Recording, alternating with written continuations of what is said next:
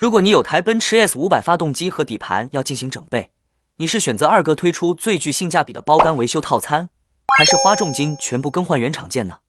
对台曾经200多万的 S500来讲，发进拉缸了、烧机油，花2万块重新组装它，我们叫包干维修，质保2年，不限公里数。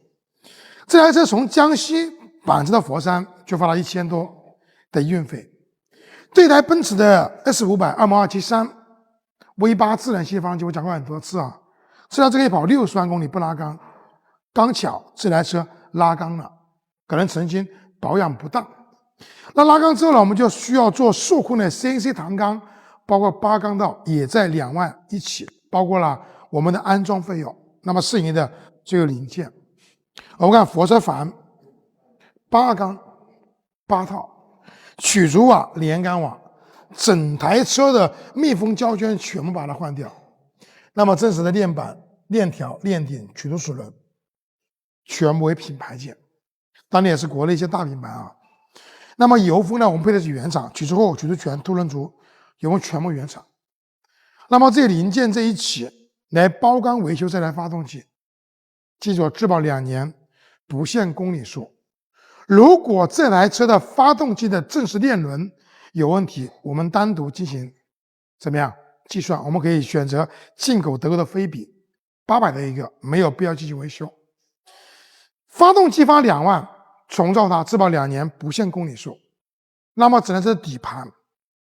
各位说，最近经济不景气，只是把车修好了，开2、3年就可以了，选择了我们的25件套4驱车，5000多。全把它换完了。前面讲一讲啊，你单独平时买2个进口飞比的胶品，2个后悬的胶套，这里加起来就要3000多块钱。你再花2000多，能把平安杆这些托臂、摆臂全买完，买不到的。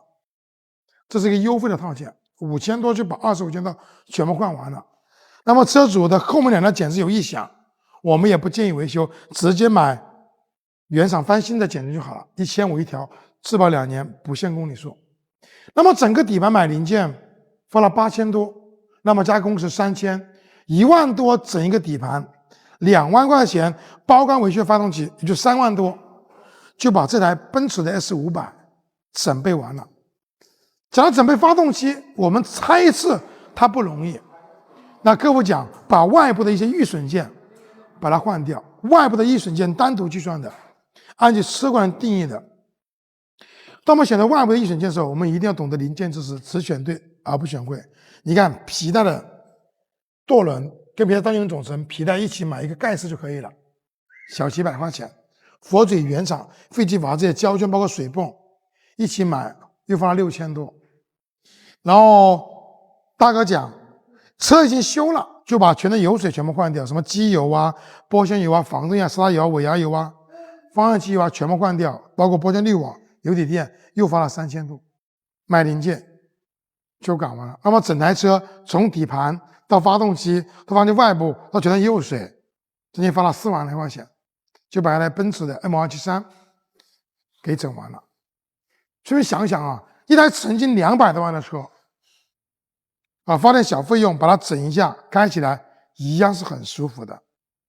所以对于一台车需要准备多少，完全取决于这台车所供应零件的品质和你的要求来定夺的。兄弟们，讲到这里，如果你去玩一台奔驰 S500 2.273，发现大修了，你是会选择包干维修，质保2年，不限公里数，还是用原厂件来进行维修呢？